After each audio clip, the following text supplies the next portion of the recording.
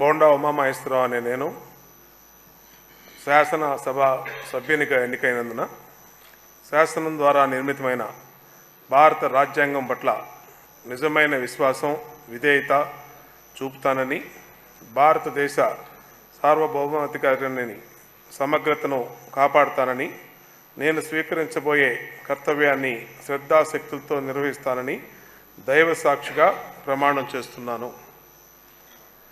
ఆంధ్రప్రదేశ్ శాసనసభ సభ్యుడైన బోండా ఉమామహేశ్వరరావు అనే నేను సభ నియమాలకు కట్టుబడి ఉంటానని, వాటిని అనుసరిస్తానని, సభా మర్యాదలను పాటిస్తానని, సాంప్రదాయాలను గౌరవిస్తానని దేవుని సాక్షిగా ప్రమాణం చేస్తున్నాను. Shri VS KK Rangarao are.